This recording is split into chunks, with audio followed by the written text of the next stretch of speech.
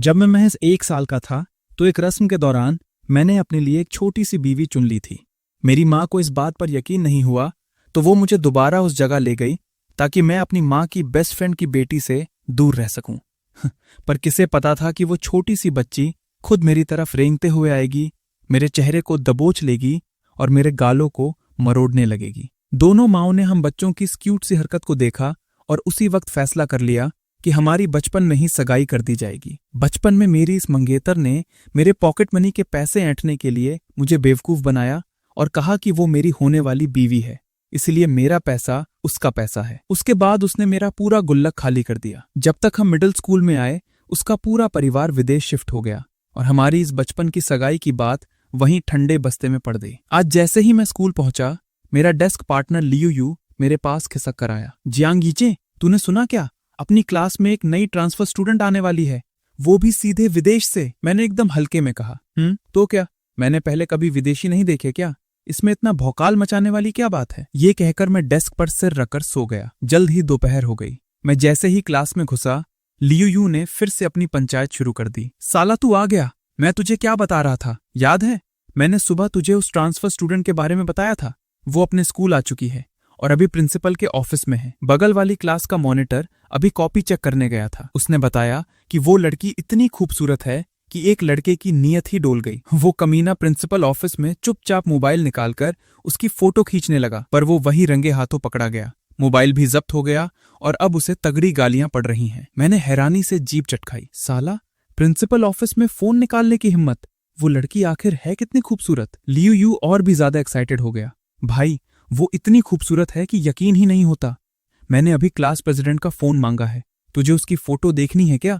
मैं फिर से मांग कर लाता हूँ। मैंने सिर हिलाया। रहने दे भाई, जब वो अपनी ही क्लास की है तो देर सवेर उसे सामने से ही देख लेंगे। पहला पीरियड लिटरेचर क्लास का था, लेकिन अभी स्कूल के सारे टीचर्स कॉपी चेक कर रहे थे। हमारे क्लास टीचर ओल्ड चिन भी उसी में लगे थे, इसलिए ये क्लास सेल्फ स्टडी में बदल गई। मैं क्लास का मॉनिटर था, इसलिए मुझे टीचर्स की मदद करने और नंबर चढ़ाने के लिए ऑफिस बुला लिया गया। क्लास के सारे लौंडों ने मुझे जाते हुए ताकीद दी, भाई उस ट्रांसफर स्टूडेंट को अच्छे से घूर कर आना और लौट कर उसकी खूबसूरती पर 1000 शब्दों का ऐसे सुनाना। जा भाई मॉनिटर, जल्दी जा, और लगे हाथ मेरे नंबर भी देख लेना कि कितने आए हैं। मैंने हामी भरी और अपनी पेन कॉपी लेकर ऑफिस की तरफ निकल पड़ा। प्रिंसिपल ऑफिस में टीचर्स और स्टूडेंट्स की भारी भीड़ लगी थी। मैंने चारों तरफ नजर दौड़ाई। सब जाने पहचाने मॉनिटर ही थे, कोई भी नया चेहरा नहीं दिखा और ऐसी कोई लड़की तो बिल्कुल नहीं दिखी जो हद से ज्यादा खूबसूरत हो। शायद मेरी किस्मत में उस ट्रांसफर स्टूडेंट के दर्शन नहीं थे। मैंने उसे अपने दिमाग से निकाल दिया और कॉपी छांटने वाली भीड़ में घुस गया। नंबर चढ़ाने का काम टीचर्स कर रहे थे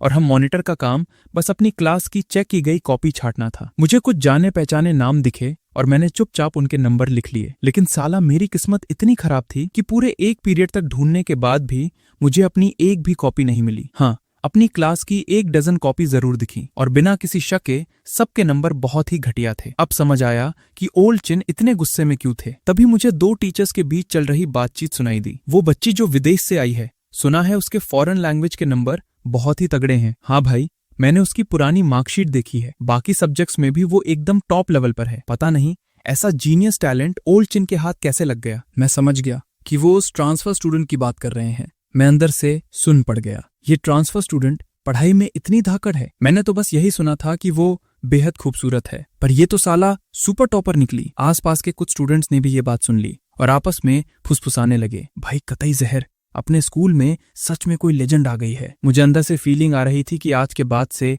रोज लॉन्डो की एक लाइन खिड़की के बाहर लटकी रहेगी, बस उसे देखने के लिए। उनमें से एक मॉनिटर मेरी जान पहचान का था। उसने मुझे कोहनी मारी और बोला, तुझे पैसा छापने का एक मस्त जुगाड़ बताता हूँ। अपनी क्लास की खिड़कियां और दरवाजे अंदर से लॉक कर ले और पर्दे गिरा दे। जिस किसी को भी उस नई लड़की को देखना हो उससे पैसे वसूल कर, 5 रुपए पर मिनट। लिख के ले ले, तू करोड़पति बन जाएगा। एक दूसरा लड़का ये सुनकर अपना सिर खुजलाते हुए पागलों की तरह हंसने लगा। अबे उसकी शक्ल की कीमत सिर्फ 5 रुपए थोड़ी है, मैं तो उसे 1 मिनट देखने के 10 रुपए और एक बार छूने के साला 1000 रुपए तक देने को तैयार हूँ। मैं ये सब सुनकर दंग रह गया था। आखिर वो भला है कितनी खूबसूरत। वो लड़का फिर से अपनी फैंटेसी में डूबते हुए सिर हिलाने लगा। भाई, वो बालों से लेकर जूतों तक, सिर से पैर तक इतनी खूबसूरत है कि दिमाग खराब हो जाए। मैं कुछ और बोलने ही वाला था कि तभी घंटी बज गई। टीचर्स ने हमारा अगला पीरियड खराब ना हो इसलिए ताली बजाते हुए कहा कि अब हम लोग जा सकते हैं। मैं अपनी कॉपी उठाई और अपने क्लास वालों को उनके घटिया नंबर का रिपोर्ट कार्ड सुनाने के लिए तेजी से भागा। तीसरी मंजिल की सीढ़ियों के पास पहुंचते ही मैंने देखा कि पूरा कॉरिडोर लड़कों की भीड़ से खचाखच भरा हुआ था। मुझे लगा कि शायद वो ट्रांसफर स्टूडेंट हमारी क्लास में आ चुकी है। मैंने चारों तरफ आंखें घुमाई पर मुझे कोई सुनहरे बालों और नीली आंखों वाली विदेशी लड़की नहीं दिखी। मैं थोड़ा कंफ्यूज हो गया और उन जलने वाले लौंडों की घूरती नजरों के बीच से अपनी क्लास में घुस गया। क्लास के अंदर भी भारी शोर शराबा था। मुझे आते देख कुछ उतावले लौंडे चिल्लाए, जियांग यीचेन, अपनी क्लास का क्या हाल है? क्लास के बाहर लौंडों की इतनी भीड़ थी कि मुझे सच बोलने में शर्म आ रही थी। मैंने एक नकली खांसी खाई और नंबर वाली कॉपी उनकी तरफ बढ़ा दी ताकि वो खुद ही अपना मातम मना ले। मेरी सीट क्लास में पीछे से दूसरी लाइन में खिड़की के पास थी। जब मैं पास गया तो देखा कि मेरा डेस्क पार्टनर लियू यू वहां से गायब था और उसकी जगह एक लड़की बैठी थी। उसने एक ब्लू कलर की जेके स्कर्ट और एक कैप पहन रखी थी। उसका सिर नीचे झुका था और कैप की वजह से उसका चेहरा नहीं दिख रहा था। बस उसकी एक परफेक्ट जॉ लाइन और बेहद गोरी और साफ स्किन नजर आ रही थी। वो लड़की हाथ में एक टेस्ट पेपर पकड़े पूरे फोकस के साथ उसे पढ़ रही थी। उसका एटीट्यूड देखकर मुझे लगा जैसे कोई पेरेंट्स टीचर मीटिंग चल रही हो। मुझे लगा साला लियू यू के घर वालों को बुला लिया गया है। मैं वहीं रुक गया और थोड़ी देर सोच में पड़ गया। मैंने चारों तरफ देखा ताकि किसी से पूछ सकूं कि चक्कर क्या है, पर साला पूरी क्लास और बाहर खड़े सारे लौंडे बस मुझे ही घूर रहे थे। उनकी आंखों में इतनी जलन थी कि मैं और भी ज्यादा बौखला गया। तभी मेरी नजर सबसे पीछे वाली सीट पर बैठे लियू यू पर पड़ी। वो मुझे एकदम पागलों की तरह घूर रहा था और इशारों इशारों में कुछ समझाने की कोशिश कर रहा था, पर साला उसके एक्सप्रेशंस इतने खतरनाक थे कि मुझे एक लफ्ज समझ नहीं आया। तभी मेरी सीट पर बैठी उस लड़की ने अचानक अपना सिर उठाया। उसकी ठंडी निगाहें सीधा मुझ पर आकर टिक गईं और उसने पूछा, क्या तुम अंदर आना चाहते हो? जैसे ही मैंने उस लड़की का चेहरा देखा मुझे तुरंत समझ आ गया कि लियू यू इशारों में क्या कह रहा था। वो ट्रांसफर स्टूडेंट, पर साला इस ट्रांसफर स्टूडेंट को तो सुनहरे बालों और नीली आंखों वाली कोई विदेशी होना चाहिए था ना। मेरी आंखें फटी की फटी रह गईं और गलती से मेरे मुंह से अंदर की बात बाहर निकल गई, पर इतने सारे लोग घूर रहे थे इसलिए मैंने झट से अपने बगल वाले लड़के की तरफ मुड़कर बात पलटने की कोशिश की। क्या हमारी सीट्स बदल दी गई हैं? सबसे पीछे बैठा लियू यू झटके से खड़ा हुआ और फुल स्पीड में बोला, क्लास मॉनिटर, तेरी सीट नहीं बदली है, तू अभी भी अपनी पुरानी वाली जगह पर ही है। इतना बोलकर वो कमीना झट से बैठ गया और मुझे वहां खड़ा बेइज्जत होने के लिए छोड़ दिया। इस अजीब सी शांति में ट्रांसफर स्टूडेंट को शायद सब समझ आ गया था। वो धीरे से सीधी होकर बैठी और चेयर समेत खुद को थोड़ा आगे खिसका लिया ताकि मुझे अंदर जाने का रास्ता मिल सके। फिर उसने मेरी आंखों में घूरते हुए कहा, तुमने कोई गलती नहीं की। मेरा डेस्क पार्टनर इस क्लास का लिटरेचर मॉनिटर है। उसने मेरा डेस्क पार्टनर शब्दों पर थोड़ा ज्यादा जोर दिया था। हे भगवान, बचा ले मुझे। जैसे ही उसने मेरा डेस्क पार्टनर कहा मुझे तुरंत समझ आ गया कि ओल्ड किन ने इस नई लड़की को मेरे ही बगल में क्यों बिठाया है। पक्का ये लड़की बहुत सालों से विदेश में थी और अभी अभी वापस आई है,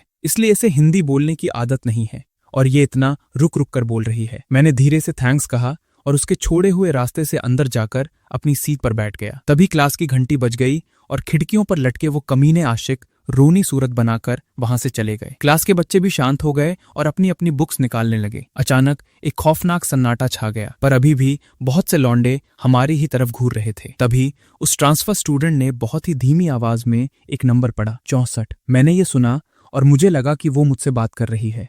मेरी नजरें उसका पीछा करते हुए डेस्क पर रखे उस टेस्ट पेपर पर जा टिक गईं। इंग्लिश का टेस्ट और उसमें 64 मार्क्स। मैं झटके से सीधा बैठा और वो पेपर अपनी तरफ खींच लिया। उस पर लाल पेन से लिखे गए बेइज्जती वाले रिमार्क्स देखकर मैंने धीरे से विरोध किया। फिर मैंने मार्क्स के बगल में लिखा नाम देखा। वो मेरा ही पेपर था। मैं अपने गंदे मार्क्स का मातम मना पाता उससे पहले मुझे याद आया कि लियू यू कह रहा था कि उसके मार्क्स मेरे आधे भी नहीं आए हैं। साला, इसका मतलब उसके 32 मार्क्स भी नहीं आए। ट्रांसफर स्टूडेंट ने मुझे घूर कर देखा, पर मैंने ध्यान नहीं दिया। अपने मार्क्स की इस बेइज्जती ने मुझे सीधा अपने फोकस में ला दिया और मैं पढ़ाई के जोन में चला गया। ये इंग्लिश की क्लास थी और मैं पूरी शिद्दत से सुन रहा था। इंग्लिश टीचर रीडिंग कॉम्प्रिहेंशन पढ़ा रही थी जो एक विदेशी स्टूडेंट की कहानी पर था। बीच में ही वो अचानक रुकी और मेरी तरफ देखकर बोली, सुना है हमारी क्लास में एक नई ट्रांसफर स्टूडेंट आई है, क्या आप इस पैराग्राफ को ट्रांसलेट करके बताएंगी? क्लास के सारे लौंडों को आखिरकार हमारी तरफ मुड़कर देखने का एक सॉलिड बहाना मिल गया था और मैंने भी उसी की तरफ देखा। मैंने देखा कि ट्रांसफर स्टूडेंट की डेस्क पर सिर्फ एक नई नवेली फॉरेन लैंग्वेज की बुक खुली पड़ी थी। मैंने थोड़ा और ध्यान से देखा। वो साला बुक का पहला पन्ना था। मैंने अपनी कॉपी हम दोनों की डेस्क के बीच में खिसका दी। ट्रांसफर स्टूडेंट ने अपना चेहरा मेरी तरफ मोड़ा और अब उसकी आंखों में पहले जैसी ठंडक नहीं थी। खिड़की से आ रही हल्की धूप उसकी आंखों में पड़ रही थी, जिससे वो किसी चमकते हुए कांच के टुकड़े जैसी लग रही थी। उस एक पल के आई कांटेक्ट में मेरी तो साला सिट्टी पिट्टी ही गुम हो गई। उसकी खूबसूरती ने मुझे सीधा जमीन पर पटक दिया था। तब मैंने नोटिस किया कि उसने अपनी कैप कब उतार दी, पता ही नहीं चला। सच में उसका एक एक बाल भी हद से ज्यादा खूबसूरत था। उसने टेस्ट पेपर को हम दोनों के बीच में रखा, खड़ी हुई, हल्का सा सिर झुकाया और पूरे पैराग्राफ को शुरू से अंत तक एकदम आसानी से ट्रांसलेट कर डाला। इंग्लिश टीचर ये सुनकर गदगद हो गईं और सबसे पहले उन्होंने ही ताली बजाई। साफ था कि वो इस नई स्टूडेंट से बहुत इम्प्रेस थीं। क्लास के बाकी लौंडों ने भी तालियों की गड़गड़ाहट से आसमान सिर पर उठा लिया। साफ था कि वो इस नई स्टूडेंट की खूबसूरती से बहुत इम्प्रेस थे। क्लास कब खत्म हो गई पता ही नहीं चला। पूरी क्लास के दौरान मेरा पेपर हम दोनों के बीच ही रखा रहा। ट्रांसफर स्टूडेंट अपनी चेयर से टिक कर बैठी थी। मुझे नहीं पता कि उसने पेपर में कुछ देखा या नहीं, पर मेरी शातिर नजरों ने भांप लिया था कि वो मुझे कई बार छुप छुप कर देख चुकी है। पर साला ऐसा कैसे हो सकता है? मुझे लगा कि मैं बस उसकी खूबसूरती के नशे में हूं और अपने ही ख्यालों में अपनी तारीफें बुन रहा हूं। Full on over thinking. इसीलिए क्लास खत्म होते ही मैंने अपना पेन फेंका और वहां से भाग खड़ा हुआ। पीछे से जाते वक्त लियू यू अपनी सीट पर नहीं दिखा, पर जैसे ही मैं क्लास के बाहर निकला वो कमीना मेरा इंतजार कर रहा था। वो मुझे खींचकर एक सुनसान कोने में ले गया। इससे पहले कि वो सवालों की बमबारी करता, मैंने उसे बीच में ही रोक दिया। मैं इस ट्रांसफर स्टूडेंट को पहले से जानता हूं और मेरी उम्मीद के मुताबिक लियू यू का साला दिमाग ही सुन पड़ गया। वो वहीं जड़ हो गया। फिर मैंने उसे सुबह हुए उस एक्सीडेंट और उस लड़की से टकराने की पूरी कहानी सुना डाली। लियू यू की आंखें चमक उठी। साला क्या किस्मत है तेरी, ये तो एकदम फिल्मी सीन हो गया। कसम से जियांगी चेन, तूने कौन से जन्म के पुण्य किए हैं? एक तो इतनी खूबसूरत लड़की के साथ बैठ रहा है और ऊपर से ये रोमांटिक एक्सीडेंट। मैंने अपना सिर खुजाया। दिखने में खूबसूरत तो है, पर साला बवाल बहुत है। छोड़, तू नहीं समझेगा। मुझे उसे ये बताने में शर्म आ रही थी कि मुझे लग रहा है कि वो क्लास में मुझे घूर रही थी और सुबह जब हम टकराए थे तो वो मुझ पर हंसी थी। ये सब मुझे अपनी ही कोरी कल्पना लग रहा था। लियू यू ने मुस्कुराते हुए मेरे कंधे पर हाथ रखा। मैं कैसे नहीं समझूंगा? जब किस्मत का दरवाजा एकदम से खुलता है ना, तो इंसान बौखला जाता है कि इस परी का सामना कैसे करूं। मैंने उसे घूरते हुए कहा, चुपचाप अपना मुंह बंद रख। हम दोनों बकवास करते रहे और जब अगली क्लास का टाइम हो गया तो वापस आ गए। क्लास में घुसते ही मैंने देखा कि मेरी सीट पर फिर से लौंडों की भीड़ लगी थी, या यूं कहूं कि उस ट्रांसफर स्टूडेंट को सबने घेर रखा था। मैंने देखा कि मेरी टेस्ट कॉपी के ऊपर एक ब्लैक कलर का मोबाइल रखा था, जिसकी स्क्रीन पर एक QR कोड चमक रहा था। दूसरी क्लास के कुछ लौंडे भी वहां खड़े थे और अपने फोन से उसे स्कैन करके उसकी WeChat ID मांग रहे थे। जो लौंडे पीछे खड़े थे वो स्कैन नहीं कर पा रहे थे, तो उस ट्रांसफर स्टूडेंट ने बड़ी शराफत से अपना फोन उठाकर उन्हें स्कैन करने दिया। ये देखकर लियू यू का चेहरा देखने लायक था। वो मेरे पास फुसफुसाते हुए बोला, भाई मुझे पता है कि विदेशी लोग ओपन माइंडेड होते हैं, पर यह लड़की तो शक्ल से एकदम सख्त और एटीट्यूड वाली लग रही थी। मुझे नहीं लगा था कि ये इतनी चालू निकलेगी। मैंने कुछ नहीं कहा, बस चुपचाप अपना सिर हिला दिया। लियू यू ने थोड़ी देर ये तमाशा देखा और फिर मेरा कंधा थपथपाते हुए बोला, तू सही कह रहा था भाई, खूबसूरत तो है पर सच में बहुत बवाल है। खूबसूरती और वफादारी साला दोनों एक साथ कहाँ मिलते हैं। तभी क्लास की घंटी बजी और वो आशिकों की फौज वहां से खिसक ली। मैं चुपचाप जाकर अपनी सीट पर बैठ गया। ट्रांसफर स्टूडेंट ने अपना हाथ आगे बढ़ाया और अपना मोबाइल उठा लिया, और ठीक उसी वक्त मैंने अपना हाथ आगे बढ़ाकर अपनी इंग्लिश की कॉपी खींच ली। एक ही झटके में हम दोनों के हाथ डेस्क पर टकरा गए। धूप की रोशनी में हम दोनों की कलाई पर एक छोटा सा लाल रंग का तिल एकदम साफ चमक रहा था। उस लाल तिल को देखते ही मेरा तो साला दिमाग ही सुन पड़ गया। ट्रांसफर स्टूडेंट ने इस बात पर कोई ध्यान नहीं दिया और एकदम नॉर्मल आवाज में पूछा, अगली क्लास कौन सी है? पर मैं तो बस झटके से उसका चेहरा घूरने लगा। मैं उसे पूरी तरह से स्कैन कर रहा था। मेरी घूरती नजरों से परेशान होकर आखिरकार उसने भी मेरी आंखों में देखा। मैं हकलाते हुए बोला, लिटरेचर। तुम्हारी मैथ्स कैसी है? उसने एकदम नॉर्मल टोन में पूछा। मैं थोड़ा चौंका, फिर सिर हिलाकर बोला, ठीक ठाक है। उसकी आंखों में एक अजीब सी चमक आ गई। उसने मुस्कुराते हुए कहा, तो फिर तुम आर्ट्स लोगे या साइंस? मुझे नहीं पता। मैं अचानक से ब्लैंक हो गया। मुझे समझ ही नहीं आ रहा था कि मैं क्या जवाब दूं, और सच कहूं तो मैं जवाब देना भी नहीं चाहता था। मैं बस एक ही बात क्लियर करना चाहता था। हम दोनों की कलाई पर वो लाल रंग का तिल देखने के बाद मुझे अचानक याद आया कि ये ट्रांसफर स्टूडेंट साला हुबहू मेरी उस बचपन की खौफनाक पड़ोसन जैसी दिखती है। उसकी कलाई पर भी बिल्कुल ऐसा ही एक लाल तिल था, और इसी वजह से बचपन में सब हमें चिढ़ाते हुए परफेक्ट कपल बुलाते थे। क्या मैं जान सकता हूँ कि तुम्हारा नाम क्या है? हालांकि सच मेरे ठीक सामने था, पर मैं इस बात पर यकीन नहीं करना चाहता था। उस ट्रांसफर स्टूडेंट ने अपनी भौहें चढ़ाईं, और जैसे ही वो अपना मुंह खोलने वाली थी, क्लास का दरवाजा खुला और ओल्डकिन कॉपी का एक पूरा बंडल लेकर अंदर आ गए। लिटरेचर मॉनिटर, आकर इन कॉपीज को बांट दो। तो साला मुझे मेरे सवाल का जवाब नहीं मिला। मैं किसी ज़ॉम्बी की तरह अपनी सीट से उठा। मेरा दिमाग सुन्न था। मैं लड़खड़ाते हुए स्टेज पर गया और कॉपी बांटना शुरू कर दिया। ओल्डकिन को सबके सामने मार्क्स बताना बहुत पसंद था। उनका मानना था कि इससे लड़कों में आग लगेगी और वो और पढ़ेंगे। आज भी वो यही गेम खेल रहे थे। जिसका नाम बोला जाता वो आकर अपनी कॉपी ले जाता। बांटते बांटते आखिर में सिर्फ 2 कॉपी बची। Jiang यीचन 125 marks. क्लास में फुसफुसाहट शुरू हो गई। साला जियांग यीचन फिर से टॉप मार गया। हो सकता है ये पूरे स्कूल में सबसे ज्यादा मार्क्स हों। इस बार का पेपर कतई जानलेवा था।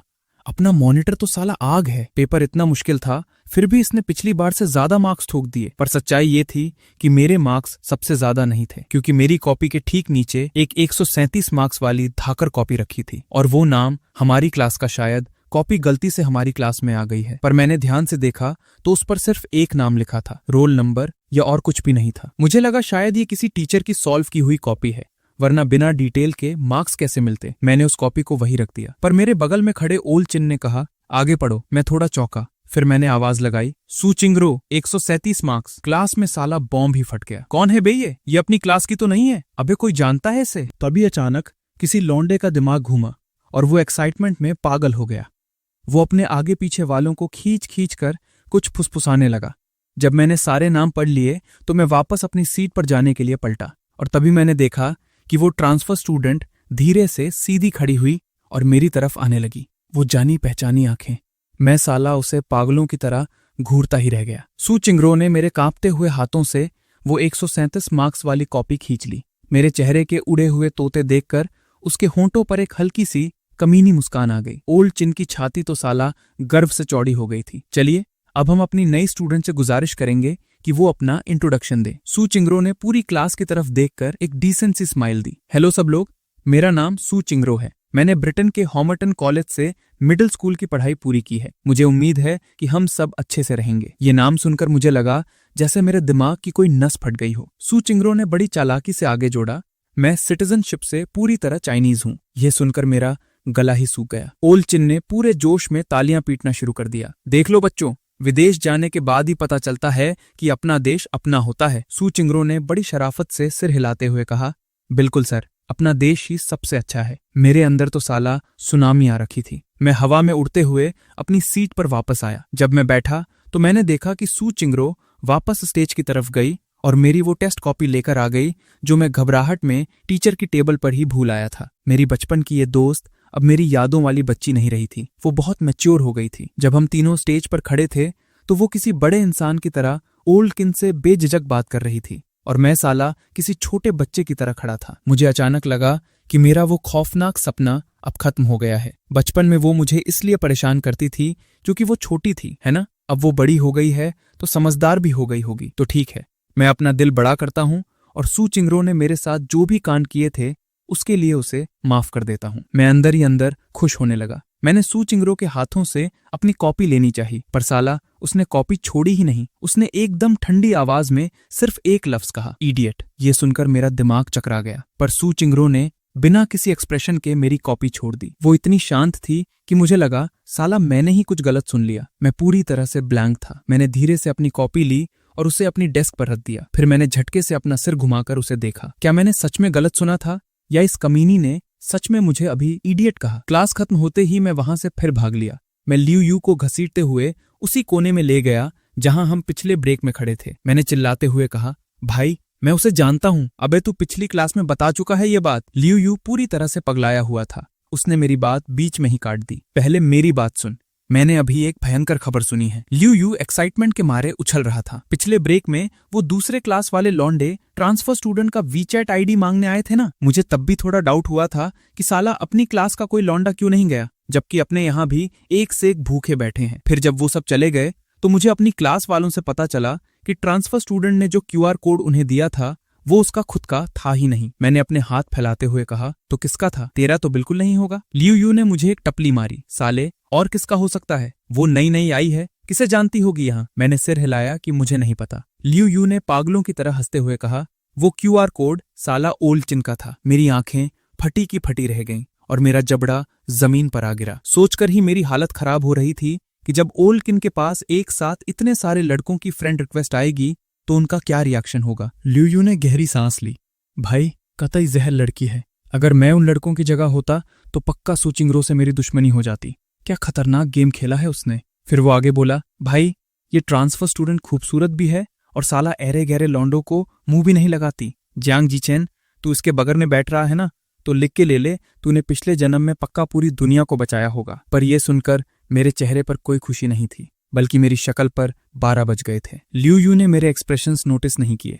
वो अभी भी सू चिंगरो की खूबसूरती की फैंटेसी में जी रहा था।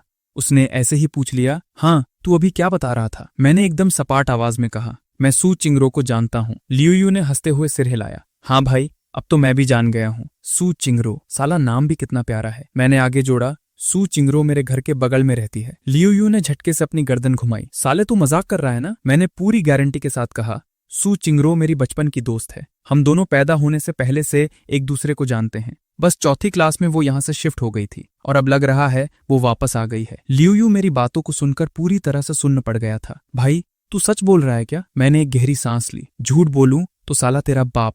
ये सुनते ही लियू यू ने एक्साइटमेंट में अपने हाथ पर इतनी जोर की चुटकी काटी कि उसकी चीख निकल गई। अपना हाथ सहलाने के बाद उसने पागलों की तरह मेरे दोनों कंधे पकड़कर मुझे झकझोर डाला। भाई, जब गंगा घर में ही बह रही है तो हाथ धोने में कैसी शर्म?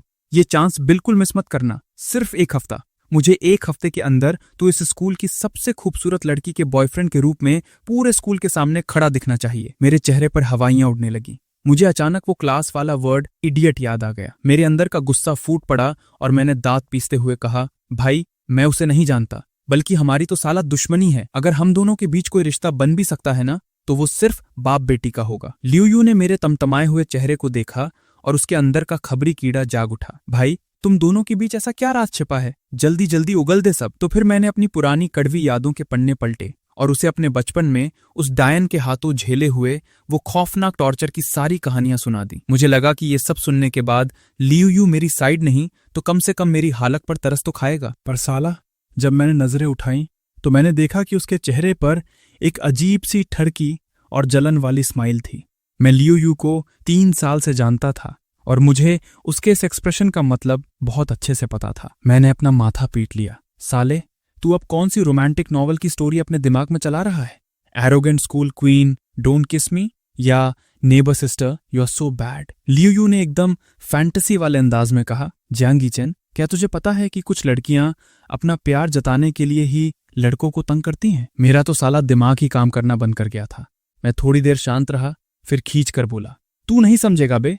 तूने वो बचपन के खौफनाक दिन नहीं देखे हैं। सू चिंगरो मेरी जिंदगी का सबसे बड़ा खौफ है। लियू यू ने एकदम शायराना अंदाज में कहा, भाई बचपन के जो खौफ होते हैं ना, बड़े होने पर वही लड़कों के हसीन सपने बन जाते हैं। मेरे गुस्से से दांत बजने लगे। बस कर बे, तू ये कूड़ा कतरा बुक्स पढ़ना बंद कर दे। ये सब बकवास करते हुए हम क्लास के दरवाजे तक पहुंच गए और वहां क्लास के पिछले दरवाजे पर रखे वाटर कूलर के पास मुझे सू चिंगरो खड़ी मिली। उसकी नजरें सीधे मेरे आर पार जा रही थीं और उसके चेहरे पर एक हल्की सी कमीनी मुस्कान खेल रही थी। पता नहीं उसे कहां से एक डिस्पोजेबल पेपर कप और वाटर कार्ड मिल गया था और वो एकदम आलस में वहां खड़ी पानी भर रही थी। लियू यू ने मेरी तरफ आंख मारी, पर मैंने उसे इग्नोर किया और चुपचाप उसके बगल से गुजरकर अपनी सीट पर बैठ गया। लियू यू की सीट अब सबसे पीछे वाली लाइन में कर दी गई थी और वहां बैठते ही वो पिछले दरवाजे से सब कुछ खामोशी से नोटिस कर रहा था। सू चिंगरो का कप अभी पूरा भरा भी नहीं था कि उसने अपना वाटर कार्ड बगल में खड़े एक लड़के को दे दिया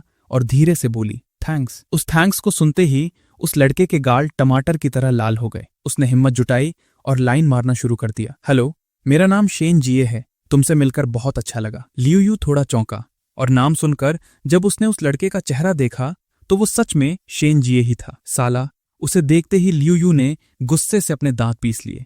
फिर से ये शेन जिए साला। मिडिल स्कूल से ही उन दोनों के बीच 36 का आंकड़ा था। उस वक्त लियू यू स्कूल की एक लड़की के पीछे लट्टू था और बड़ी मुश्किल से बात बन रही थी। वो लड़की हर कुछ दिन में उसे मिल्क टी लाकर देती थी, पर साला पता नहीं कब और कैसे उस कमीने शेन जिए ने उस लड़की पर डोरे डाल लिए। लियू यू अभी सोच ही रहा था कि प्रपोज कब करूं, और उधर वो दोनों कपल वाली मूवी देखने भी चले गए। और अब ये शेन जिए मेरी इस नई डेस्क पार्टनर पर लाइन मार रहा है। ये तो साला बर्दाश्त के बाहर था। लियू यू ने मुझे सीट पर बैठकर बुक पढ़ते हुए देखा और उसकी आंखों में एक खुराफाती चमक आ गई। वो तेजी से मेरा वाटर कप उठाकर लाया और मेरी अजीब सी नजरों के बीच फुल कॉन्फिडेंस से पूछा, जियांगी चैन पानी पिएगा? ला, मैं भर के लाता हूँ। जब हम दोनों डेस्क पार्टनर थे तो अक्सर एक दूसरे के लिए पानी ले आते थे। मुझे लगा साला खाली बैठा है तो मैंने भी कह दिया, ठीक है भाई ले आ। लियू यू फुल स्पीड में वाटर कूलर की तरफ निकल गया। मैंने उसकी तरफ देखा तो सू चिंगरो अभी भी वहीं खड़ी थी और उसके बगल में वो शेन जिए चिपका हुआ था। मुझे लियू यू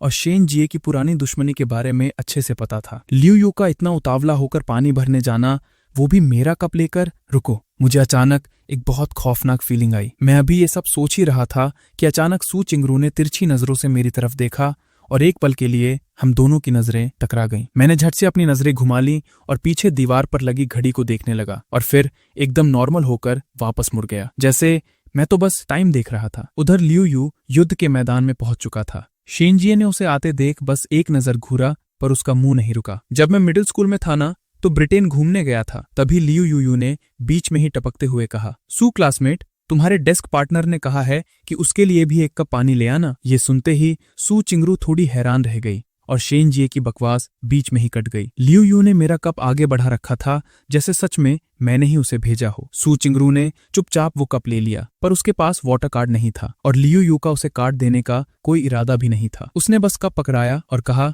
तो फिर प्लीज ये पानी भरकर उसे दे देना। इतना बोलकर लियू यू वहां से फुदकता हुआ निकल गया। उसने साला शेन जिए की तरफ पलटकर देखा तक नहीं। शेन जिए गुस्से और कंफ्यूजन से सुलग रहा था। लियू यू की ये हरकत बहुत नीच थी। वो साफ साफ उसे ही टारगेट कर रहा था, पर उसे ये समझ नहीं आ रहा था कि इस बीच में वो मेरा नाम क्यों घसीट रहा है। सू चिंगरू तो अभी अभी मेरी डेस्क पार्टनर बनी थी ना, इतनी जल्दी हम दोनों में इतनी फ्री माइंडेड दोस्ती कैसे हो गई? पर शेन जिए को कोई डर नहीं था।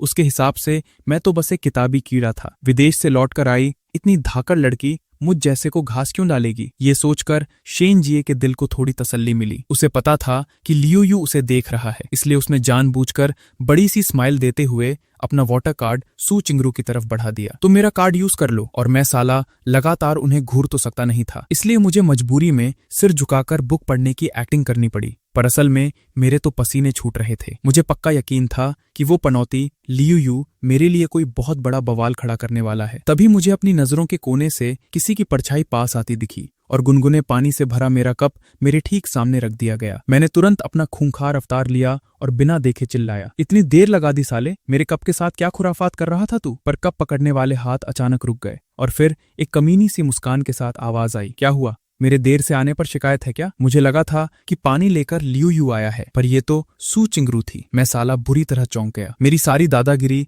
एक सेकंड में हवा हो गई और मैं हकलाते हुए बोला, कैसे? तुम मेरा पानी क्यों लाई? लियू यू कहाँ है? सू चिंगरू ने एकदम ठंडी आवाज में कहा, वो लड़का जिसने मुझे तुम्हारा कप पकड़ाया था। ये कहते हुए वो अपनी चेयर पर बैठ गई। मैंने मुड़कर देखा तो साला लियू यू मुझे देखकर अजीब अजीब इशारे कर रहा था। मैंने उसे एक खूंखार लुक दिया। मेरी ऐसी फुली हुई शक्ल देखकर सू चिंगरू ने अचानक अपना हाथ उठाया पर बीच में ही रोक लिया। मैंने झट से उसका ये अजीब एक्शन देखा और डर के मारे दीवार की तरफ खिसक गया। तुम क्या करने वाली हो? सू चिंगरू ने अपना हाथ वापस खींच लिया और आराम से बोली, कुछ नहीं। पर जिस तरह से उसने हाथ उठाया था साला मुझे लगा वो मेरे सिर पर थपकी देने वाली थी। मुझे याद है जब हम प्राइमरी स्कूल में थे तो ये पड़ोस वाली चुड़ैल दीदी हमेशा मेरे बाल बिगाड़ देती थी। मेरी यादों के एक कोने में दबी वो लड़की आज सच में मेरे सामने बैठी थी। मुझे अभी भी ये सब एक सपना सा लग रहा था। मैंने झिझकते हुए उसकी तरफ खिसक कर धीरे से पूछा, चिंगरो क्लासमेट, तुम सच में वही सू चिंगरो हो ना जिसे मैं बचपन से जानता हूँ? सू चिंगरो ने अपनी भौहें चढ़ाईं और वो भी मेरी तरफ खिसक आई। उसकी आवाज में थोड़ी झुंझलाहट थी। मुझे तो लगा था कि तुमने मुझे क्लास में घुसते ही पहचान लिया होगा। कहा, बिल्कुल नहीं, मैं तो तुम्हें कब का भूल चुका था। मैंने अपनी कलाई आगे की जिस पर वो लाल तिल चमक रहा था। अगर मैंने तुम्हारा ये तिल नहीं देखा होता ना तो मुझे तो साला कुछ याद ही नहीं आता। सू चिंगरो ने भी अपनी कलाई घुमाकर मुझे दिखाई। हम दोनों के लाल तिल एकदम एक ही जगह पर थे। ऐसा लग रहा था साला जैसे कोई फिल्मी किस्मत का कनेक्शन जुड़ गया हो। पर पता नहीं क्यों उसकी आवाज अचानक ठंडी पड़ गई। उसने बस हल्के से ओह कहा और चुप हो गई। मुझे थोड़ी देर बाद रियलाइज हुआ कि शायद मेरी बातें उसे थोड़ी चुभ गई थीं। मैंने हड़बड़ाकर सफाई दी।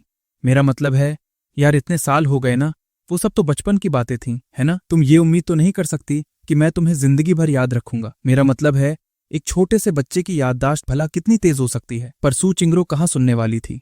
तो फिर मैं तुम्हें कैसे नहीं भूली? मैं थोड़ा अटका, फिर बोला, शायद इसलिए क्योंकि मेरी शक्ल आज भी वैसी ही मासूम है। साला बोलते ही मुझे लगा मैं क्या बकवास कर रहा हूं, इसलिए मैंने चुप रहने में ही भलाई समझी। सू चिंगरो भी थोड़ी देर शांत रही और फिर अचानक से एक ताने भरी हंसी हंसते हुए बोली, हाँ ये तो है, तुम बचपन से लेकर आज तक एक नंबर के बदसूरत ही रहे हो। मुझे साला इतना भयंकर गुस्सा आया। बचपन में इस डायन ने मुझे कम टॉर्चर नहीं किया था, पर मुझे समझ नहीं आ रहा था कि मैं पलटकर क्या जवाब दूं। अगर मैं उसे बदसूरत बोलता तो कोई फायदा नहीं था, क्योंकि वो साला अब कतई जहर दिखती थी। उसे बदसूरत बोलना मेरे ही मुंह पर तमाचा होता। इसी सोच विचार में जवाब देने का सही टाइम निकल गया। मैंने गुस्से से अपना सिर घुमाया, डेस्क पर मुंह छुपाकर अपनी प्रैक्टिस बुक में घुस गया। जा साला, बात ही नहीं करनी तुझसे। पर सू चिंगरो का शायद मुझे तंग करने का मूड बन गया था। उसने अपनी पेन से मेरे हाथ में चुभोते हुए आलसी आवाज में कहा, जी क्लासमेट, अकेले अकेले मार्क्स लिखो ना। तुम्हारी नई डेस्क पार्टनर के पास तो साला एक भी बुक नहीं है। मैं अपनी बुक को और कसकर पकड़कर दीवार की तप और चिपक गया, पर वो कहाँ रुकने वाली थी।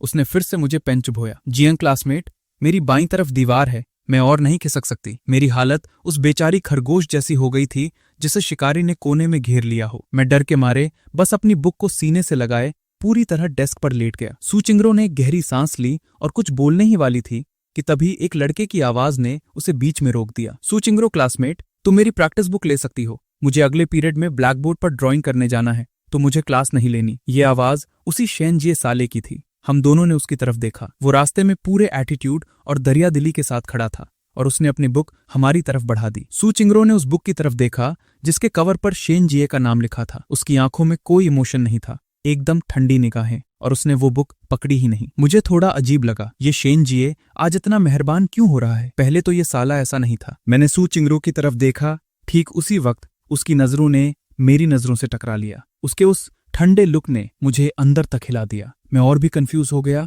क्या वो बुक लेने में शर्मा रही है? मैंने थोड़ा झिझकते हुए अपना हाथ बढ़ाया और शेनजिए से वो बुक लेकर सू चिंगरो की डेस्क पर रख दी। ले लो, हमारी क्लास के बच्चे बहुत हेल्पफुल हैं। ये देखकर सू चिंगरो की आंखें और भी खतरनाक हो गईं। उसने मुझे एक कातिलाना लुक दिया। मैंने मासूमियत से अपनी आंखें झपकाईं। मुझे साला कुछ समझ ही नहीं आ रहा था कि मैंने क्या गलती कर दी। उसने अपनी नजरें झुकाईं और एकदम धीमी आवाज में शेनजिए से कहा, थैंक्स। शेनजिए ने मेरी तरफ एक टेढ़ी नजर डाली और हंसते हुए बोला, अरे कोई बात नहीं सू क्लासमेट, कोई भी दिक्कत हो तो सीधा मेरे पास आना, मुझे कोई परेशानी नहीं होगी। उसने परेशानी वर्ड ऐसे बोला जैसे मैं उसे बुक देने में बहुत परेशान हो रहा था। मुझे नहीं पता इस शेनजिए साले को मुझसे क्या दुश्मनी है। शायद पानी वाले इंसिडेंट में लियू यू ने इसकी जलकर खाक कर दी थी। पर सच कहूं तो मेरी सीट साउथ वेस्ट कोने में थी और शेनजिए नॉर्थ ईस्ट में बैठता था। इतनी दूर से चलकर बुक देने आना सच में एक बड़ा परेशान करने वाला काम था। और इसी बीच मेरे दिमाग की बत्ती जली। साला ये शेनजिए इतनी सही टाइमिंग पर कैसे टपक पड़ा? पक्का ये कमीना अपनी सीट से बैठकर हम दोनों को ही ताड़ रहा था। हमें क्यों देख रहा था? कहीं ये? मैंने अपना थुक गटका और छुपकर सू चिंगरो को देखा। साला पहली नजर का प्यार इतनी जल्दी थोड़ी होता है। सच कहते हैं खूबसूरत लड़कियां हमेशा बवाल ही लाती हैं। शेनजिए कुछ और भी बकवास करना चाहता था, पर सू चिंगरो का वो ठंडा एक्सप्रेशन देखकर उसने अपना इरादा बदल दिया। वैसे भी उसका काम तो हो ही गया था। वो काफी देर से पीछे बैठकर नोटिस कर रहा था कि मुझमें लड़कियों को फंसाने का टैलेंट है। जब आराम से बात हो सकती थी तो मैं इतना चिपक कर क्यों बात कर रहा था? अभी तो मिले हैं, इतनी जल्दी कौन सी सीक्रेट बातें होने लगी? और फिर वो मेरा किताब में मुंह छुपाकर एटीट्यूड दिखाना। शेनजिए को लगा मैं जानबूझकर कूल बनने की एक्टिंग कर रहा हूँ। वो साला बस हमारी बात काटने के लिए ही बीच में कूदा था। मैं चलता हूँ, जब काम हो जाए तो मेरी सीट पर रख देना, वो वहां है। उसने पीछे एक सीट की तरफ इशारा किया। सू चिंगरो ने उधर देखा और सिर हिला दिया।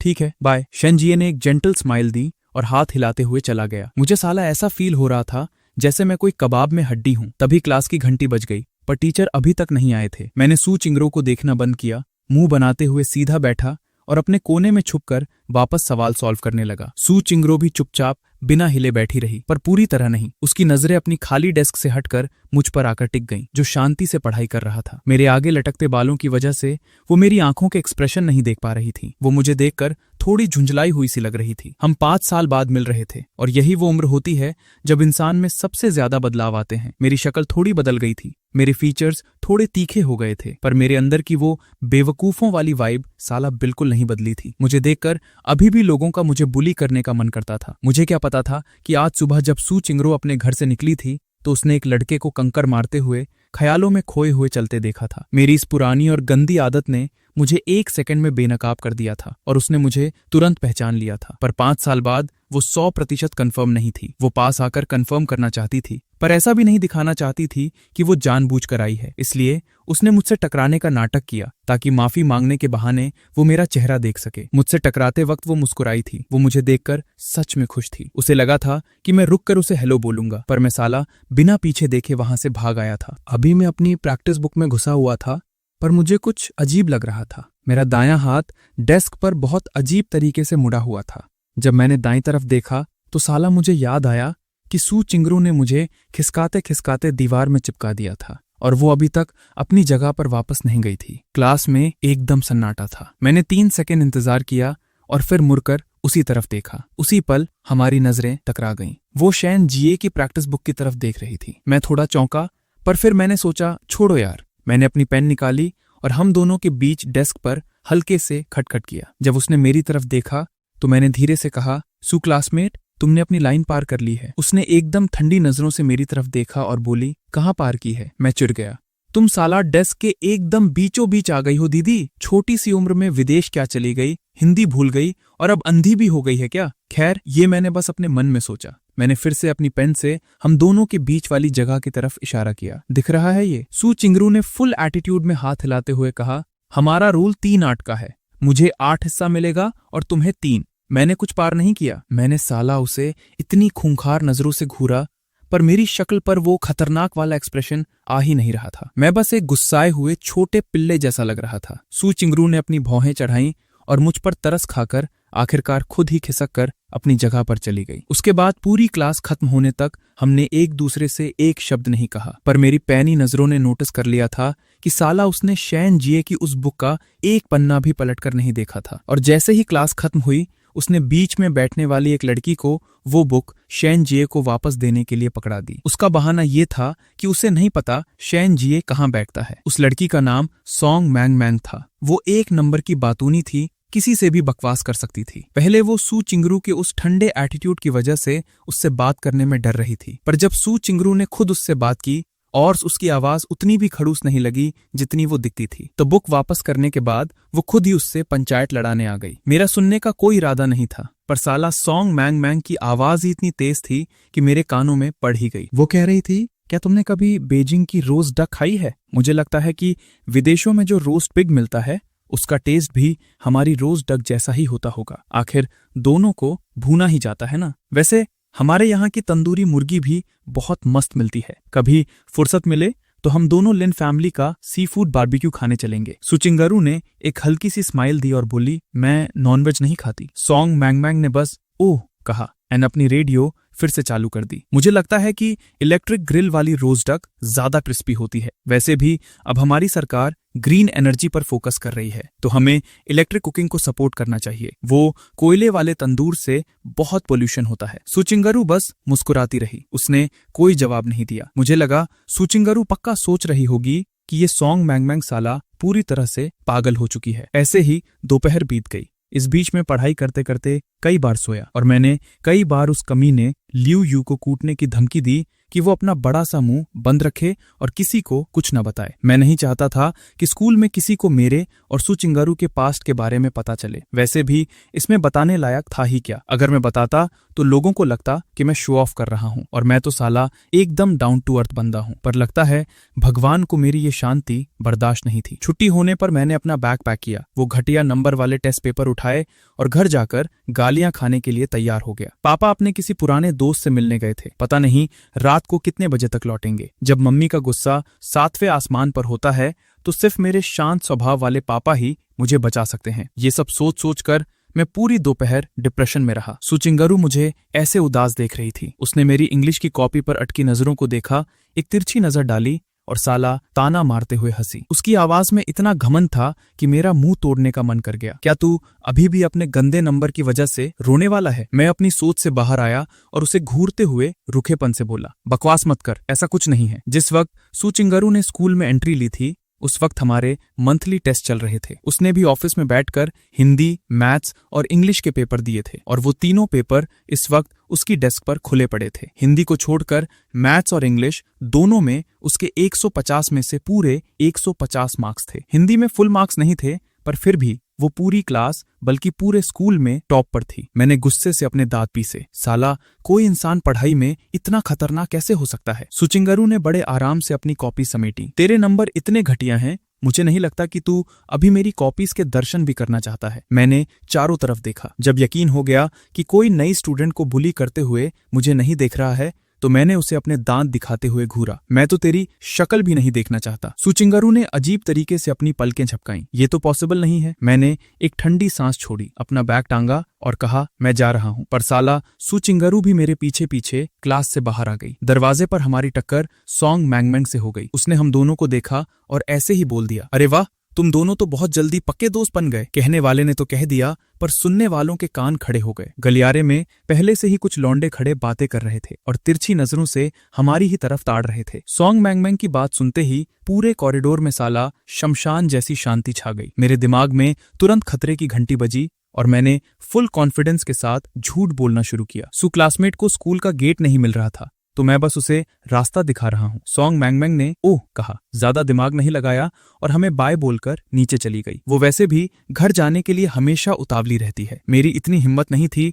कि मैं मुड़कर सुचिंगरू का चेहरा देखूं। मैंने एक सूखी खांसी खाई और कहा, क्लासमेट, चलो चलते हैं। मैंने जल्दी जल्दी कदम बढ़ाए, फिर थोड़ा धीमा हुआ ताकि वो मेरे साथ चल सके और फिर हम आगे बढ़ने लगे। सीढ़ियों से उतरते वक्त मैंने कई लोगों को इस नई ट्रांसफर स्टूडेंट के बारे में फुसफुसाते हुए सुना। एक लौंडे ने तो साला सीधा मेरी तरफ उंगली उठाकर कहा, इसने पक्का पिछले जन्म में कोई बहुत बड़े पुण्य किए होंगे, तभी साला आज इसे इस लड़की के बगल में बैठने का चांस मिला है। ये सुनकर मेरा दिमाग खराब हो गया। मेरा मन किया कि जाकर उसका मुंह तोड़ दूं, पर तभी सुचिंगरू मेरे पास आ गई और हम दोनों एक साथ चलने लगे। स्कूल के गेट से बाहर निकलते ही एक चेरी ब्लॉसम एवेन्यू आता था जहां सड़क के दोनों तरफ चेरी ब्लॉसम के पेड़ लगे थे। यहाँ अक्टूबर चेरी की वैरायटी थी और अभी साला फूलों का ही सीजन चल रहा था। रोज छुट्टी के टाइम लड़के लड़कियों की भीड़ यहाँ नजारे देखने आती थी। वो उड़ते हुए फूल सच में किसी का भी दिमाग भटका सकते थे। मैं जब भी यहाँ से गुजरता मेरी चाल अपने आप धीमी हो जाती थी ताकि मैं हवा में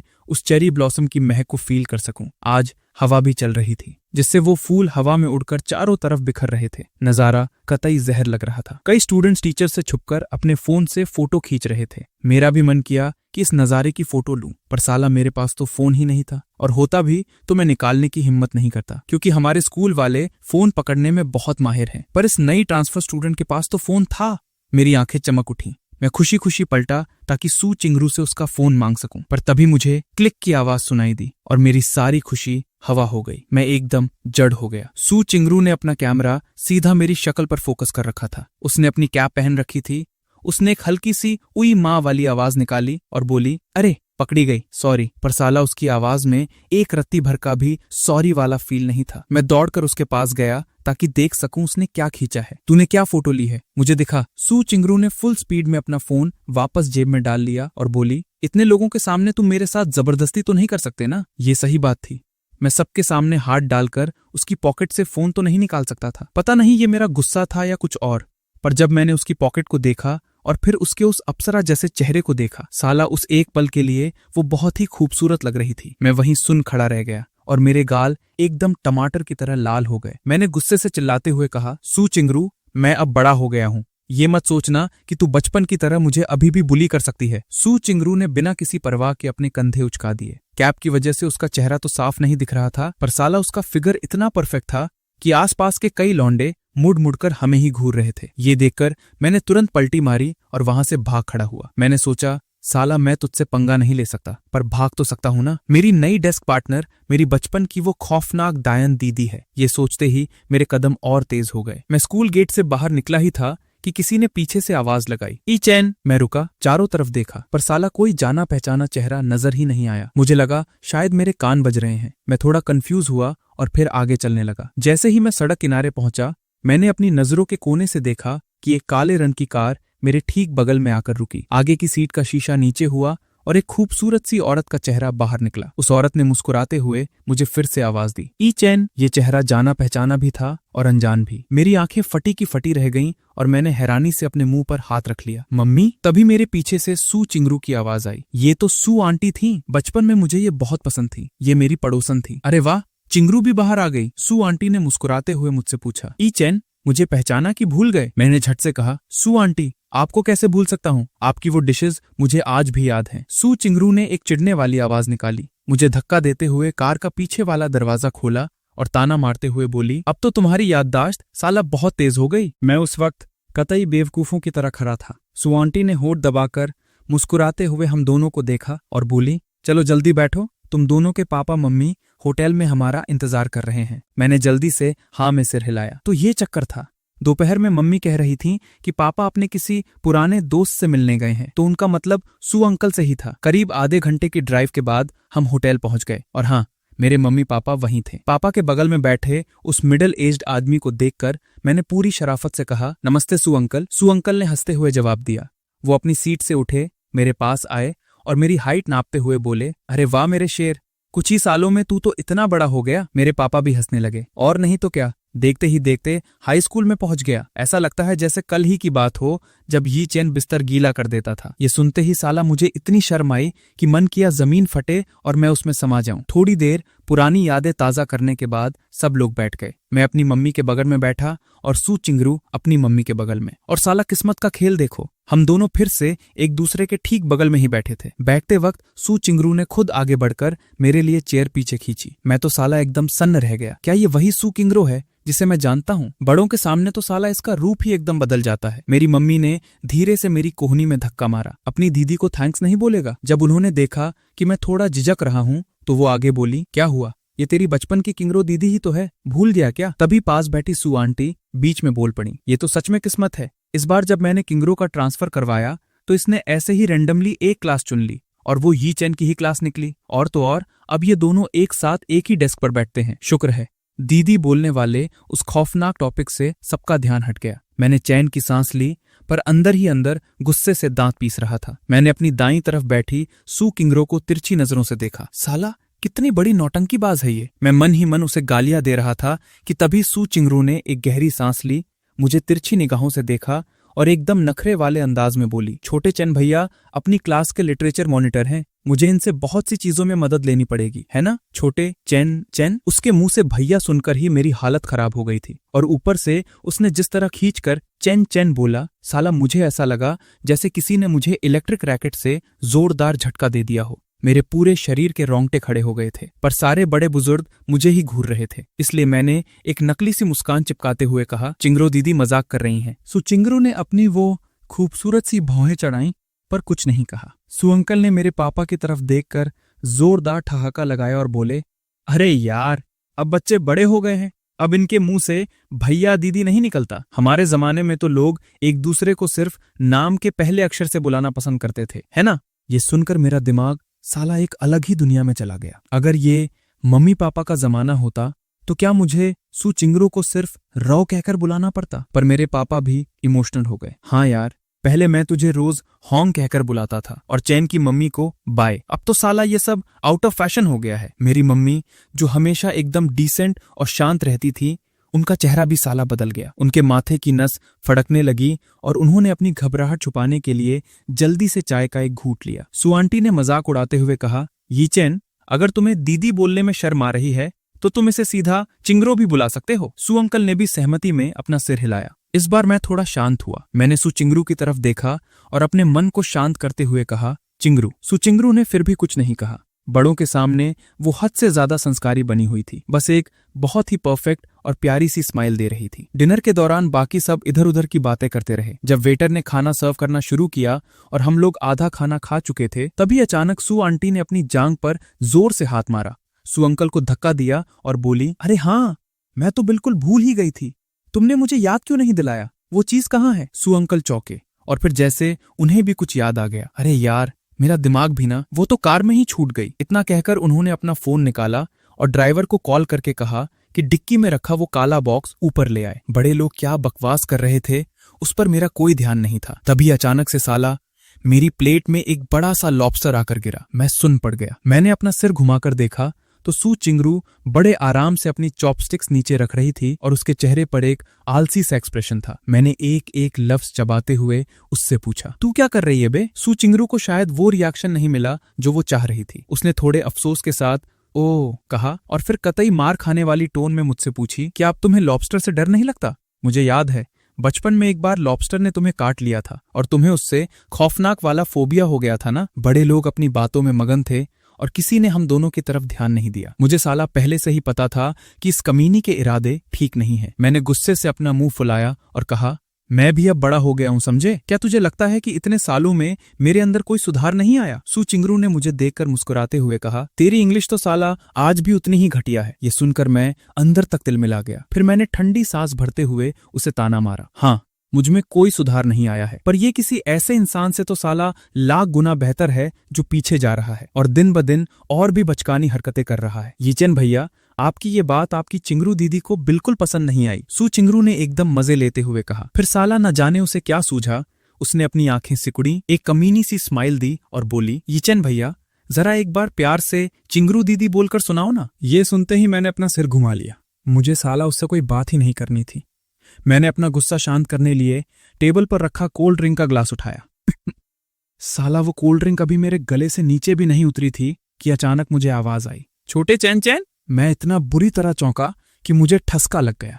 मैं अपना मुंह दबाकर खूंखार तरीके से खांसने लगा। मेरी मम्मी हड़बड़ाकर मेरे पास आई और मेरी पीठ सहलाने लगी। अरे आराम से पी, क्या गवारों की तरह पी रहा है? सू चिंगरू ने बड़े आराम से मुझे 2 टिश्यू पेपर पकड़ाए और साला इसे देखकर मेरी खांसी और भी तेज हो गई। जब मैं आखिरकार शांत हुआ तो मैंने देखा कि सू आंटी मेरे पास आ रही थी। उन्होंने मेरी तरफ एक बहुत ही खूबसूरत लाल रंग का वेलवेट बॉक्स बढ़ाया। ई चैन, ये तुम्हारे लिए एक छोटी सी भेंट है। मुझे बिल्कुल उम्मीद नहीं थी कि मुझे कोई गिफ्ट भी मिलेगा। मैं तुरंत अपनी जगह से खड़ा हुआ और वो बॉक्स लेते हुए कहा, थैंक्स सू आंटी, थैंक्स सू अंकल। सू आंटी ने मुस्कुराते हुए कहा, पता है इसे चिंगरू ने ही तुम्हारे लिए सिलेक्ट किया है। मैंने एक बार फिर गहरी सांस ली जो साला मेरे गले में ही अटक गई। मैंने उस कमीनी स्माइल के साथ बैठी सू चिंगरू को देखा, खुद को शांत किया और मन मारकर बोला, थैंक्स चिंगरू दीदी। सू चिंगरू ने मुझे देखकर एक प्यारी सी मुस्कान दी। अरे इसमें थैंक्स कैसा, जल्दी से खोलकर देखो पसंद आया या नहीं। ये सुनकर मैं बैठ गया। मैंने उस बॉक्स पर बंधा रिबन खोला, बॉक्स के बाहर लगे बटन को दबाया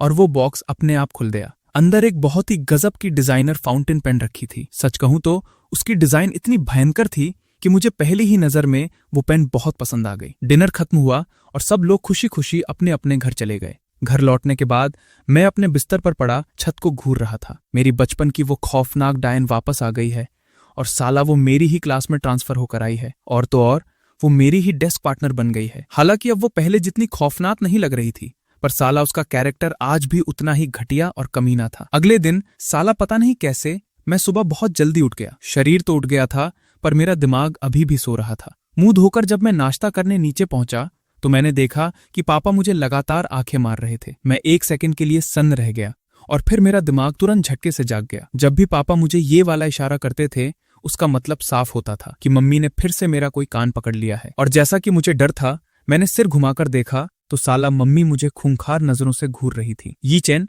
कल रात घर आने के बाद मैंने क्लास के व्हाट्सएप ग्रुप में भेजी गई मार्कशीट देखी। तुझे पता है इस मंथली टेस्ट में तेरी क्या रैंक आई है? खुद यहाँ आकर देख। मुझे नहीं पता, मैंने एकदम दबी हुई आवाज में कहा। मुझे बस इतना पता था कि इस बार पूरी क्लास के ही नंबर बहुत घटिया आए हैं और क्लास में रैंक लिस्ट अभी तक नहीं बताई गई है। मैं डरते डरते उनके पास गया और उनका फोन हाथ में लेकर देखा। सीरियल नंबर 35, नाम जियांग जी चेन।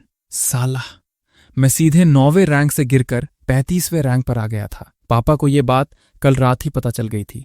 उन्होंने मुझे तसल्ली देने के लिए मेरा कंधा थपथपाया और बोले, अरे कोई बात नहीं, एक बार नंबर कम आना एकदम नॉर्मल है। जब इंसान एक बार नीचे गिरता है तभी उसे टॉप पर रहने की असली अहमियत समझ आती है। मम्मी ने पापा को एक खूंखार तिरछी नजर से घूरा और फिर मेरी तरफ पलटकर बोली, जाकर अपनी कॉपीज लेकर आ। मेरे तो साला जैसे पैरों तले जमीन खिसक गई। मैंने फोन नीचे रखा, अपना स्कूल बैग उतारा और वो बेइज्जती वाले टेस्ट पेपर्स टेबल पर फैला दिए। मम्मी का गुस्सा 7वें आसमान पर था। उन्होंने उन पेपर्स को हाथ में उठाकर भी नहीं देखा, बल्कि किसी भगवान की तरह एकदम ठंडी निगाहों से उन्हें ऊपर से ही घूरने लगी। पापा ने घड़ी की तरफ देखा और बीच बचाव करते हुए बोले, अरे डार्लिंग, देखो अगर जी चैन अभी नहीं निकला तो वो सच में स्कूल के लिए लेट हो जाएगा। एक छोटा सा टेस्ट ही तो था, तुम बच्चे पर इतना प्रेशर क्यों डाल रही हो? इससे पहले कि मम्मी कुछ पलटकर बोलती, पापा ने मुझे देखा और कहा, जल्दी से अपनी कॉपीज बैग में रख, मैं तुझे स्कूल छोड़ देता हूँ। रास्ते भर पापा ने उस मनहूस टेस्ट के बारे में एक लफ्ज नहीं कहा।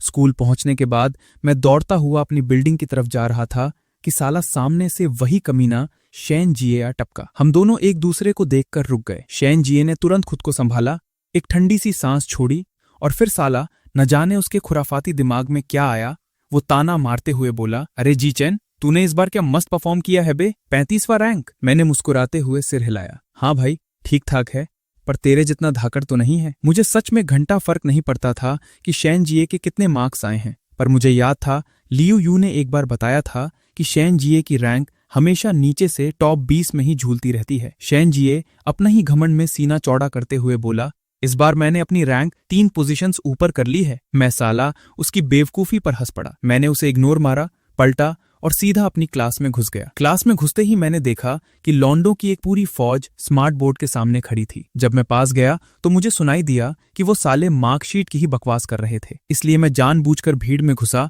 और दूसरी लिस्ट पर शैन जिए का नाम ढूंढने लगा। 52वां रैंक, और साला हमारी क्लास में टोटल 65 बच्चे ही थे। इस बार साला मैं सच में दिल खोलकर हंसा। मैंने अपना सिर हिलाया और अपनी सीट की तरफ जाने लगा, पर साला शैन जिए पीछे ही पड़ गया। जियांग जी चैन, तू साला हंस क्यों रहा है बे? क्या मेरी रैंक ऊपर नहीं आई है? और क्या तू साला नीचे नहीं गिरा है? ये सुनकर मैंने उसे तिरछी नजरों से देखा और बोला, हाँ गिरा हूं, तो इसमें तेरा क्या जा रहा है? शैन जिए पूरे एटीट्यूड में बोला, तो अगर यही ट्रेंड चलता रहा तो बहुत जल्द मैं तुझे पीछे छोड़ दूंगा। क्या हुआ, अब डर लग रहा है ना? घंटा डर लग रहा है। तभी बगल से किसी ने बीच में कूदते हुए कहा, तू क्या साला ताश खेल रहा है कि एक बाजी तू जीतेगा और एक बाजी मैं जीतूंगा? ये साला लियू यू था। वो मेरे पास आया और उसने मेरी डेस्क पर एक योगर्ट का डिब्बा रख दिया। उसने मुझे देखकर एकदम ठरकी वाली स्माइल दी और बोला, जी चैन, ये ले भाई, मैं तेरे लिए नाश्ता लाया हूँ। फिर लियू यू ने शैन जिए की तरफ देखा और जानबूझकर अपनी आवाज पतली करते हुए ताना मारा, अरे शैन जिए, तू भी पिएगा क्या? मेरे पास एक वॉलनट फ्लेवर वाली भी रखी है,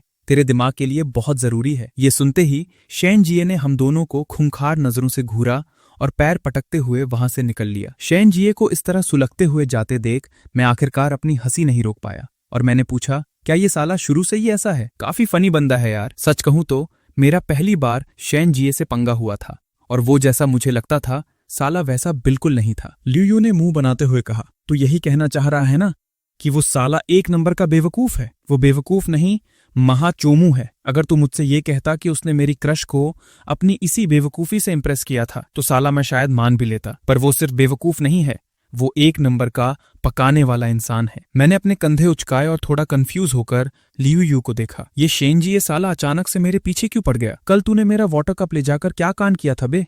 मुझे तुझसे पूछने का टाइम ही नहीं मिला। यू अचानक से हथलाने लगा और फिर उसने मुझे मक्खन लगाते हुए एक झूठी सी स्माइल दी। अरे ये चेन भाई, देख, मैंने तुझे योगर्ट खिलाकर अपनी गलती की माफी मांग ली है ना? साला, तो इसका मतलब ये योगर्ट मुझे रिश्वत के तौर फ्लोट दी गई थी। मैंने चिढ़ते हुए कहा, बकवास बंद कर। अरे नहीं यार, मैं तो बस तेरी मार्कशीट देखकर आ रहा हूँ। लियू यू ने साफ बदकर निकलते हुए झट से टॉपिक बदल दिया। फिर वो मेरे कान के पास आया और फुसफुसाते हुए बोला, भाई मैं बस उस साले की जलाना चाहता था, इसलिए मैंने तेरा कप सू क्लासमेट को पकड़ा दिया और बोला, सू क्लासमेट, तेरे डेस्क पार्टनर ने तेरे से पानी मंगाया है। और तो और मैंने उसे वाटर कार्ड दिया ही नहीं, तो उसने साला शेन जिए का कार्ड यूज करके तेरे लिए पानी भरा। ये सुनकर मैं अंदर से इमोशनल भी हो रहा था और साला मेरे दिमाग की नसें भी फटने को तैयार थीं। मैं लियू यू को घूरने लगा, पर इससे पहले कि मैं अपना खूंखार रूप दिखाता, वो कमीना वहां से दुम दबाकर भाग निकला। मैं उसके पीछे भागने ही वाला था कि तभी मेरी नजरों ने क्लास के दरवाजे से एक बेहद खूबसूरत सी परछाई को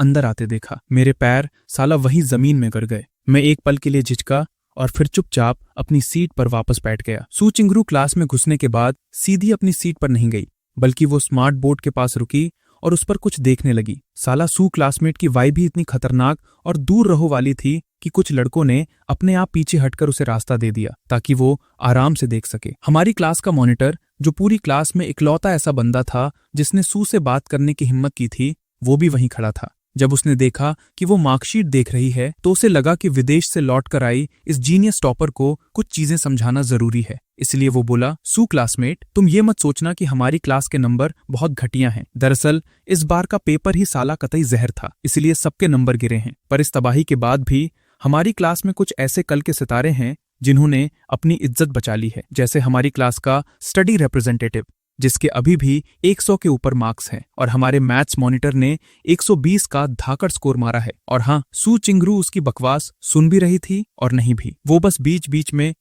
कर देती थी। पर साला उसकी नजरें मॉनिटर की उंगली के इशारों पर नहीं घूम रही थी, बल्कि वो लगातार बस एक ही जगह पर टिकी हुई थी। मॉनिटर ने अपनी बकवास जारी रखी। और हाँ, हमारा लिटरेचर मॉनिटर यानी तुम्हारा डेस्क पार्टनर जियांग यीचे, इस बार भी लिटरेचर में उसने झंडे गाड़ दिए हैं। क्लास में फर्स्ट और पूरे बैच में सेकंड। अरे इसका नाम कहाँ गया? मॉनिटर ने थोड़ी शर्मिंदगी के साथ अपना सिर खुजलाया। अरे यहाँ है साला, ये तो एकदम शॉकिंग है। इसकी ओवरऑल रैंक हमेशा टॉप 10 में रहती थी, पर साला इस बार इसकी लंका लग गई। ये सुनकर सू चिंगरू ने अपना सिर उठाया और मेरी तरफ देखा, और साला ठीक उसी वक्त हमारी नजरें फिर से टकरा गईं। वो बस अपनी सीट पर वापस जाने ही वाली थी कि मॉनिटर को अचानक कुछ याद आ गया और उसने उसे पीछे से आवाज लगाई, सू चिंगरू क्लासमेट, ओल्डकिन ने कहा है कि तुम जाकर ऑफिस से अपनी बुक्स ले आओ। सू चिंगरू ने अपना सफेद रंग का बैग अपनी डेस्क पर रखा, उसे अंदर धकेला और बस एक लफ्ज कहा, ठीक है। मॉनिटर ने फिर से ज्ञान देना शुरू किया, तुम्हें याद है ना कि ऑफिस कहाँ है? अगर भूल गई हो तो जियांग यीचेन को साथ ले जाओ। सू चिंगरू को स्कूल का चप्पा चप्पा बहुत अच्छे से पता था। हाँ पता है, ये शब्द उसके होठों तक आ भी गए थे, पर आखिरी पल में उसने उन्हें वापस निगल लिया। उसने एक प्यारी सी स्माइल दी और बोली, ओह मैं तो सच में भूल गई। मुझे साला उसके साथ जाने में कोई इंटरेस्ट नहीं था, इसलिए मैंने मॉनिटर को बेवकूफ बनाने के लिए एक बहाना मारा, पर मुझे तो अभी लिटरेचर का होमवर्क जमा करना है। ये सुनते ही मॉनिटर की आंखें फटी की फटी रह गईं। अबे अभी क्यों जमा कर रहा है? मेरे अभी कुछ सवाल बचे हुए हैं। नहीं भाई, तू अभी ऑफिस जा, जब तू लौट कर आएगा तब तक मेरा होमवर्क भी पूरा हो जाएगा, फिर जमा कर लेना। मैं अंदर ही अंदर कुड़ कर रह गया। साला जियांग यीचेन, इसे कहते हैं अपने ही पैर पर कुल्हाड़ी मारना। वाह मॉनिटर, तूने तो साला कमाल ही कर दिया। और वो मॉनिटर कमीना हवा की स्पीड से अपनी सीट पर भागा ताकि अपना होमवर्क छाप सके। हार मानकर मुझे अपनी सीट से उठना ही पड़ा। चल भाई, हम दोनों आगे पीछे चलते हुए गलियारे से गुजरे। मैंने ऑफिस के बाहर खड़े होकर अंदर झांका। साला सारे सब्जेक्ट्स के टीचर्स अंदर ही बैठे थे। मैंने तुरंत दीवार के पीछे खुद को छुपा लिया और सू चिंगरू से फुसफुसाकर कहा, तू सीधा अंदर जा और ओल्डकिन से मिल ले, मैं यहाँ से खिसक रहा हूँ। इतना बोलकर मैंने जैसे ही वहां से भागने के लिए पलटी मारी, सू चिंगरू ने धीरे से मेरी शर्ट की आस्तीन पकड़कर मुझे खींच लिया। अगर किसी की मदद कर रहे हो तो साला पूरा काम किया करो ना, बीच में छोड़ना अच्छी बात नहीं है। उसने एकदम क्यूट तरीके से अपनी आंखें झपकाईं। Literature monitor? मैं ऑफिस के उस बंद दरवाजे को घूर रहा था और खुद को साला हजारों गालियां दे रहा था कि मैं रुकने के लिए राजी ही क्यों हुआ। सच कहते हैं भाई, जो लड़कियां नखरे दिखाना जानती हैं, साला किस्मत उन्हीं पर मेहरबान होती है। और कुछ ही देर में ये साबित हो गया कि सू चिंगरू ने मुझे रोककर एकदम सही किया था। उसे बुक्स का एक पूरा पहाड़ उठाना था, और सिर्फ बुक्स ही नहीं, स्कूल यूनिफॉर्म के 2 सेट भी थे, एक सर्दियों का और एक गर्मियों का। दोनों एकदम चिकनी प्लास्टिक की पन्नियों में पैक थे। सू चिंगरू जैसे ही वो सारा सामान उठाकर ऑफिस से बाहर निकली, वो यूनिफॉर्म की पन्नी फिसलकर सीधा मेरे पैरों में आ गिरी। मजबूरन मुझे वो उठाना पड़ा और अपने सीने से लगाना पड़ा। चलो सू क्लासमेट, सू चिंगरू ने मुझे देखकर एक प्यारी सी स्माइल दी। वापस जाते वक्त हम म्यूजिक रूम के पास से गुजरे। अंदर से एक बहुत ही खूबसूरत और कानों को सुकून देने वाली पियानो की धुन सुनाई दे रही थी। मैंने अपने कदम तेज किए और उस बड़े से कांच की खिड़की के पास जाकर अंदर झांकने लगा। सू चिंगरू ने भी अपनी स्पीड बढ़ाई और मेरे पास आ गई। मुझे इतने मजे से अंदर घूरते देख उसने भी अंदर झांकना शुरू कर दिया। म्यूजिक रूम के अंदर एक लड़का और एक लड़की थे। लड़की पियानो बजा रही थी और वो लड़का उसके बगल में बैठकर अपनी गोद में एक वायोलिन लिए हुए था और बीच बीच में उसके सुर में सुर मिला रहा था। उस सीनियर का नाम चू मेंग याओ है। मैंने खुद ही सू चिंगरू को ज्ञान देना शुरू किया। वो बहुत ही फाड़ पियानो बजाती है। स्कूल के हर फंक्शन में आखिरी परफॉर्मेंस उसी की होती है। साला उसने तो एक बार मैटरनिटी लीव पर गई टीचर की जगह पूरे 1 सेमेस्टर तक म्यूजिक क्लास भी ली थी। सू चिंगरू ने बस ओह कहा और फिर पूछा, और वो लड़का? मैंने उस लड़के की तरफ देखा और अपनी कमेंट्री चालू रखी। वो सीनियर अन यी चंग है। वो स्कूल में बहुत फेमस है, एकदम हैंडसम है और पढ़ाई में भी साला हमेशा टॉप 10 में रहता है। स्कूल के सारे बड़े फंक्शंस को वही होस्ट करता है। अफवाह तो ये भी है कि वो स्कूल बोर्ड के डायरेक्टर का बेटा है। सू चिंगरू ने फिर से वही ठंडा ओह कहा और बिना किसी इमोशन के ताना मारते हुए बोली, वाह, लड़का जीनियस और लड़की अप्सरा, रब ने बना दी जोड़ी। बकवास मत कर, उनके बीच साला ऐसा कोई चक्कर नहीं है। मुझे डर लगा कि कहीं अंदर वालों ने उसकी ये बकवास सुन न ली हो, इसलिए मैंने घबराकर उसे घूरा, पर साला ऐसा लगा जैसे उन्होंने सुन ही लिया था। पियानो की धुन अचानक से रुक गई। चू मेंग याओ ने कांच की खिड़की से बाहर हमारी तरफ देखा और एक बहुत ही प्यारी और जेंटल स्माइल दी। मैंने भी उसकी तरफ हाथ हिलाया और पूरे 32 दांत दिखाते हुए स्माइल वापस की। अन यी चंग ने भी बाहर देखा। उसकी नजरें मुझ पर से फिसलकर जब सू चिंगरू पर पड़ी तो वो साला वहीं अटक गया। हालांकि मैंने ये नोटिस नहीं किया। मैंने चू मेंग याओ को आगे की तरफ इशारा किया, फिर उंगलियों से चलने वाला एक्शन किया और आखिरी में हाथ हिलाते हुए बाय बोला, जिसका सीधा मतलब था कि मैं यहां से खिसक रहा हूं। चू मेंग याओ ने भी मुस्कुराते हुए मुझे बाय कहा।